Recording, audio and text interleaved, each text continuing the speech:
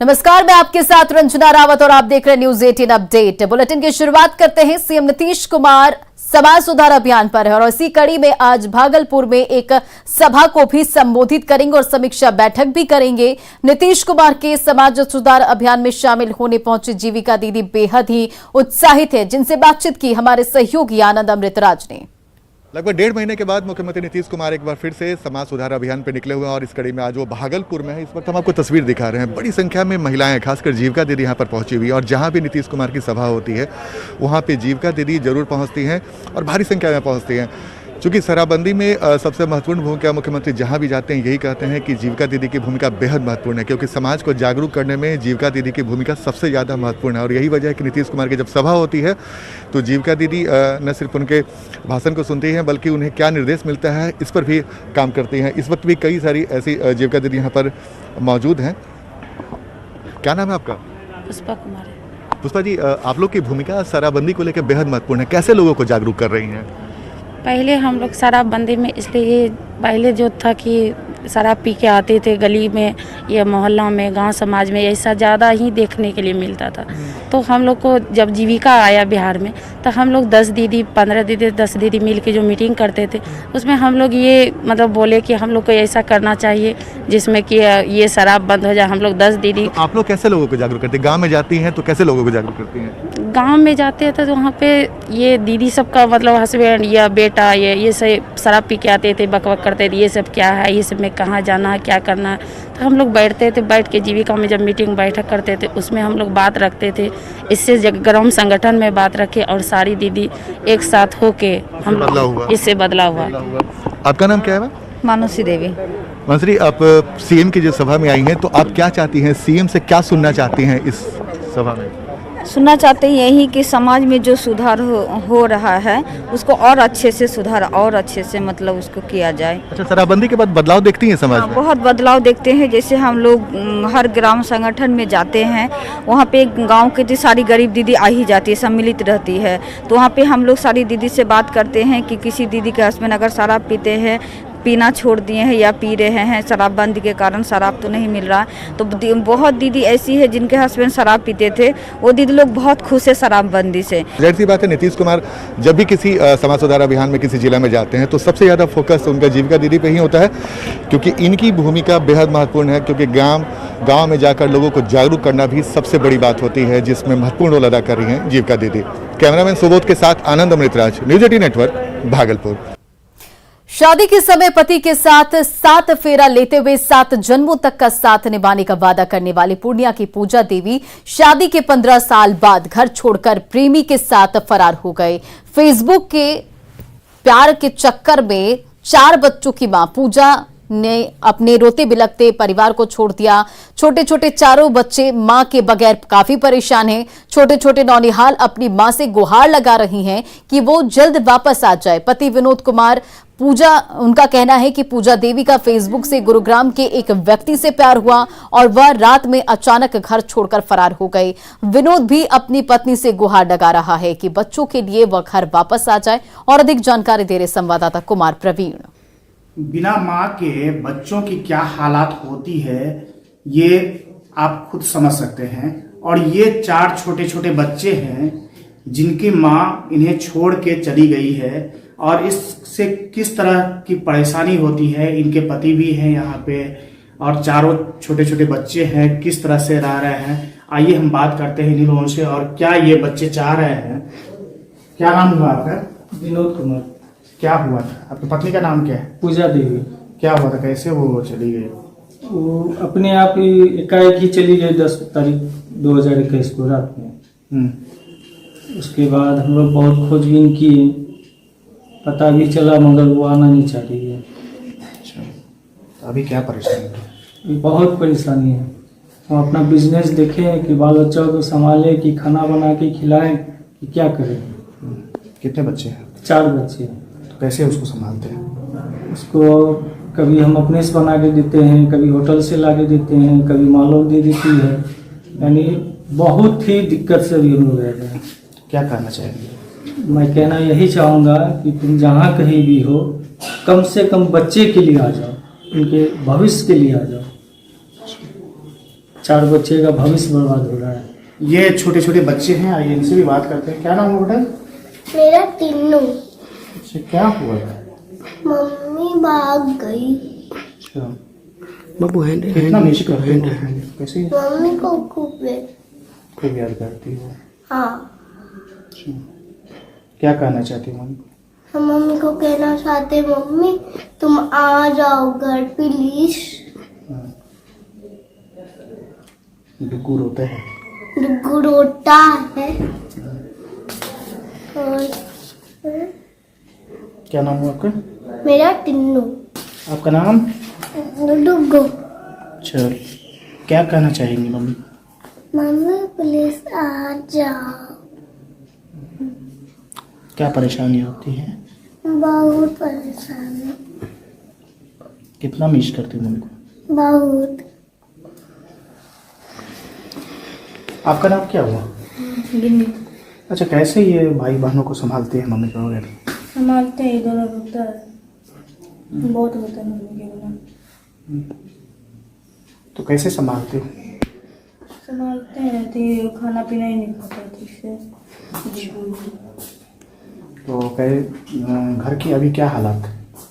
बहुत बुरा है, काम वाम भी ठीक से नहीं होता है, मतलब नहीं करता ठीक से। क्या कहना चाहोगे मम्मी? मम्मी तो मार दे बस। क्या नाम हुआ? गिन्नी। तो ये बच्चे हैं और इन बच्चों का कहना है कि मम्मी आ जाओ प्लीज़, ताकि ये छोटे छोटे बच्चों के भविष्य बर्बाद हो रहा है। और बच्चे और उनके पति की एक ही गुहार है कि उनकी मम्मी जल्द से जल्द यहाँ आ जाए ताकि उनका भविष्य ना बर्बाद हो सके। कुमार प्रवीण, न्यूज़ 18 पूर्णिया।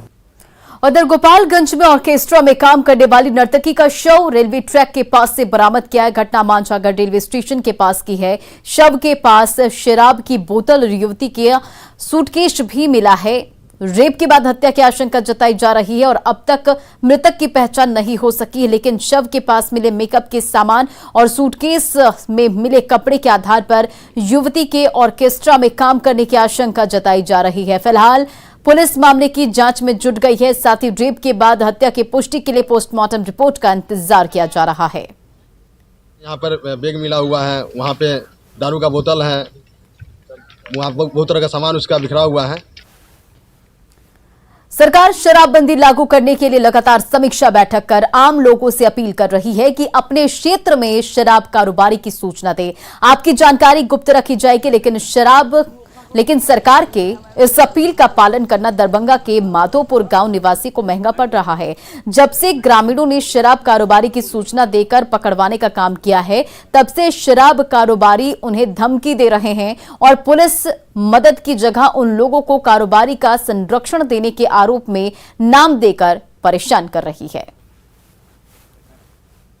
10 आदमी मिल करके जिला टीम को सूचना करके यहाँ से सूचना किए जो ट्रक आ गया, इसको आकर के छापामारी कीजिए। तो जिला से आकर के पुलिस इसको उठा करके ले गया, जिसमें 3-4 गो लोग भाग गया और 3 ठो लोग धराया, जिसमें हम लोग पूरे गांव के लोग मिल करके, जिसमें हम भी हैं, पकड़ने में पकड़ करके रखे। फिर जितेंद्र चौधरी को फ़ोन किए, यहाँ से उठा करके उसको ले गए और उसको संरक्षण जितेंद्र चौधरी देते थे, हम लोग पकड़ के दिए हैं। तो वो कहा थे फिर हम ही को नाम दे दिए, सभी को सहयोग करते। पाने में जो आदमी सहयोग किया है वो सबको मुदाला कर रहे हैं, उसके घर में रेड कर रहे हैं, उसको खदेड़ रहे हैं। उधर दारू तस्कर फोन करता है कि जो पकड़वाया उसको गोली मार देंगे। अब पुलिस सब CID के टीम लेके खोजिए रहे। अब गांव के लोग घर से भागता है तो दारू वाला से मार खाए, घर में रहता है तो पुलिस से मार खाए। सब पकड़वाने वाले पर कार्रवाई कर रहे हैं। काफ़ी मात्रा में मतलब 3585 लीटर विदेशी शराब जब्त हुई थी और घटनास्थल से 3 लोग पकड़े भी गए थे। कई मोटरसाइकिल, 5 मोटरसाइकिल, 2 पिकअप वाहन और एक ट्रक जब्त हुए थे वहाँ से। तो यदि किसी प्रकार की कोई शिकायत है, लोगों को लगता है कि वो निर्दोष फंस गए हैं या किसी ने उनका नाम दे दिया है, तो इस संबंध में वो आवेदन दे सकते हैं। हम लोग बिल्कुल निष्पक्ष इसकी जांच, हमारे SDPO हैं वो इसकी कर लेंगे घटनास्थल पर जाके। और मैं ग्रामीण स्थानीय जनता को कहना चाहता हूं कि एकदम निर्भीक होकर रहें। यदि वहां पे किसी प्रकार की और भी सूचना मिलती है तो वो दें। अगली खबर बेगूसराय से, जहां कंटेनर और हाईवा के बीच भीषण टक्कर के बाद गांजा तस्करी का खुलासा हुआ। दरअसल नगर थाना क्षेत्र के ज्ञान भारती स्कूल के पास NH-31 पर गांजा लोड कंटेनर और हाईवा में आमने सामने टक्कर हो गई। घटना के बाद दोनों का चालक फरार हो गया और घटना की सूचना पर पहुंची नगर थाना पुलिस ने जब जांच पड़ताल की तो कंटेनर से भारी मात्रा में गांजा का पैकेट बरामद किया गया और बताया जा रहा है कि करीब 30 पैकेट में 600 किलो गांजा बरामद किया गया है। फिलहाल नगर थाने की पुलिस सभी गांजा को जब्त कर अपने साथ ले गई और पूरे मामले की छानबीन में जुटी हुई है। से कंटेनर आ रहा था बहुत पिकअप में लगभग 2:30-3 बजे इधर से माल धुआ गाड़ी जा रही थी, टक्कर हुआ, बस इतने हुआ है। सुनने में आया उसमें गांजा था कंटेनर में। बिहार सरकार ने 22 मार्च को बिहार दिवस मनाने का फैसला किया और शिक्षा विभाग ने विशेष तैयारी की है। शिक्षा मंत्री विजय चौधरी ने कहा कि 22 मार्च को पहले की तरह बिहार दिवस मनाया जाएगा और पटना के गांधी मैदान में इस अवसर पर भव्य कार्यक्रम होगा। विजय चौधरी से बातचीत की न्यूज 18 संवाददाता आनंद अमृतराज ने।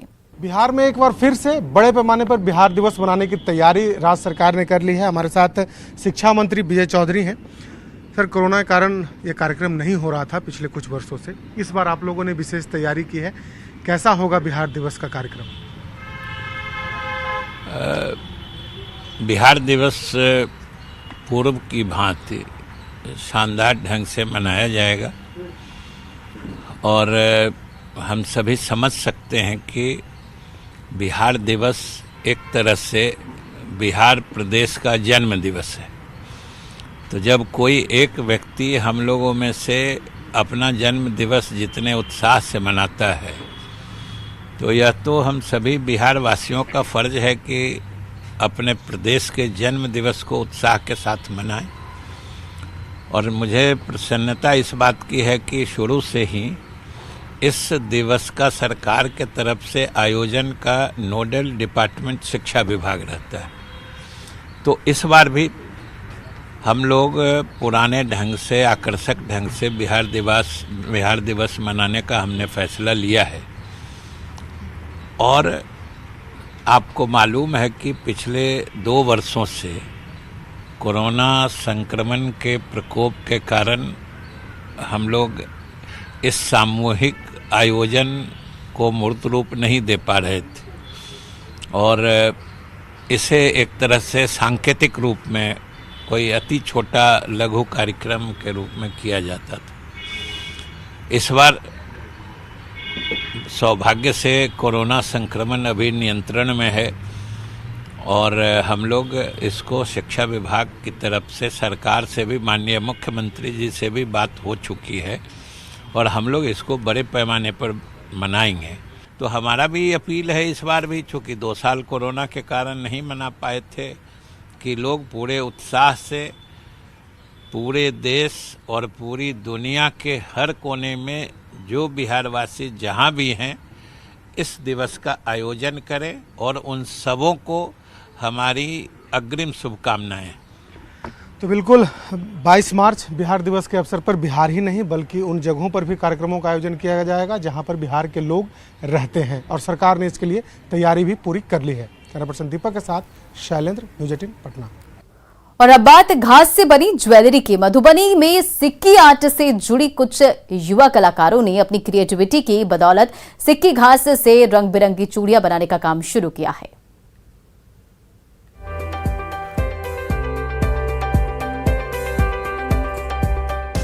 मधुबनी में सिक्की कला के संग मेहनत और लगन से इन दिनों अपनी तकदीर लिख रहे हैं यहाँ के युवा कलाकार।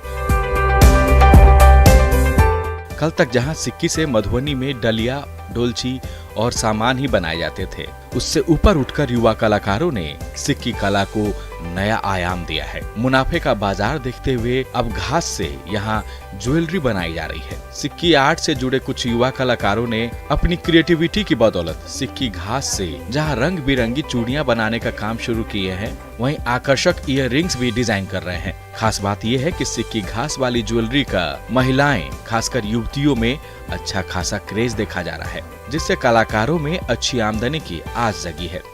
चूड़ी का तो स्टार्टिंग से ही चला आ रहा है, पर इसे हम कैसे कन्वर्ट करके हम ईयरिंग, ज़रूरी तो नहीं है कि हम सिर्फ चूड़ी ही बनाएं, तो इसे हम कन्वर्ट करके वापस से ईयरिंग सब में भी हम इसे लाए हैं। ईयरिंग जैसे कि गला का सेट हो गया, तो उस सब चीज़ों को हम यहाँ पे लाए।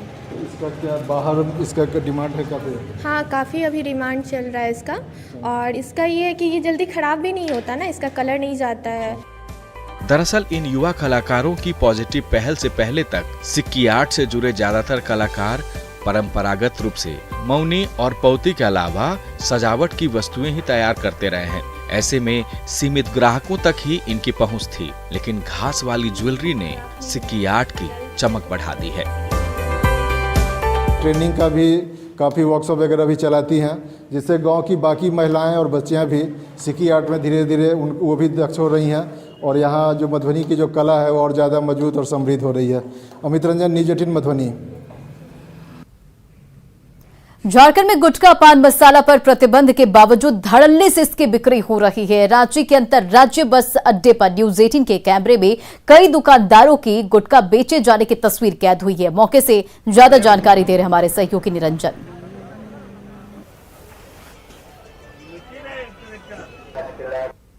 ITI बस स्टैंड, रांची का अंतर्राज्यीय बस अड्डा, यहाँ से छत्तीसगढ़, उड़ीसा और बिहार की बसें जाती है। आपको मैं अभी तस्वीरों में दिखाऊं, अपने कैमरे में कैद किया हूं। यहाँ पर गुटखा का बिक्री जारी है, और आप दूसरी ओर मेरे साथ देखिए, यहाँ पर पुलिस PCR की वैन खड़ी है। PCR नंबर 23 जरूर जांच पड़ताल करती है। 100 नंबर पर कॉल करने के बाद वो तुरंत अपनी जांच पड़ताल में लगती है।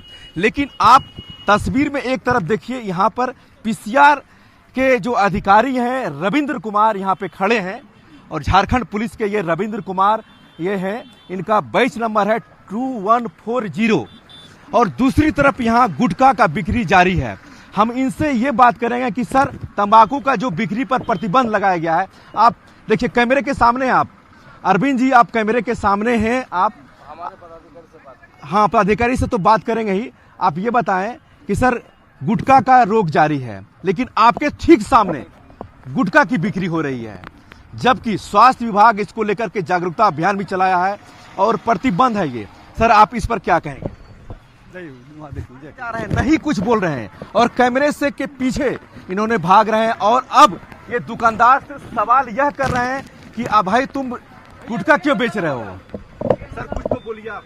देखिए मेरे सामने पुलिस अधिकारी भी हैं और दुकानदार भी हैं। अभी मैं कैमरा में सामने कैद किया हूं, अभी भी आप देख सकते हैं कि यहाँ पर गुटखा है, और देखिए मैं ऐसे ही नहीं दिखा रहा हूं, आप देख सकते हैं कि ये गुटखा है और ये तंबाकू है, जबकि बैन है। ये झारखंड यानी रांची का सबसे बड़ा अंतर्राज्यीय बस अड्डा है, और मैं पुलिस अधिकारी से बातचीत करने की कोशिश की, लेकिन उन्होंने इस पर अपनी मौन जाहिर किया, कुछ भी बोलने से इनकार किया। जबकि यहीं पर पुलिस साफ लिखा हुआ है Ranchi city petrol, PCR number 23। यहाँ पर अधिकारी भी हैं, आप देख सकते हैं, पूरी सिविल ड्रेस नहीं बल्कि पूरी वर्दी में है। और इस पीछे देखिए, यहाँ आप देखिए तस्वीर में, यहाँ भी अपने हथियार के साथ बिल्कुल खड़े हैं, और कोई भी बताने से इनकार किया है। कैमरामैन संत के साथ निरंजन, न्यूज़ 18 रांची।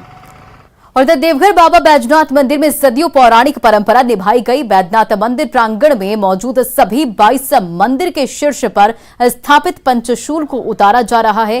पहले दिन गणेश मंदिर, संध्या मंदिर और महाकाल मंदिर का पंचशूल उतारा गया। वहीं 27 फरवरी को बाबा बैजनाथ और माता पार्वती मंदिर से पंचशूल उतारकर सभी 22 मंदिरों के पंचशूल की पूजा की जाएगी। फिर मंदिरों में महाशिवरात्रि के दिन एक दिन पहले पंचशूल को स्थापित किया जाएगा। साल जो है पंचशूल का पूजन होता है, इसके बीच में साफ सफाई करके पंचशूल का विधि विधान के द्वारा पूजन करके उसके बाद फिर जो है स्थापित किया जाता है। और फिलहाल इस बुलेटिन में इतना ही। बने रहे न्यूज़ 18 बिहार झारखंड के साथ।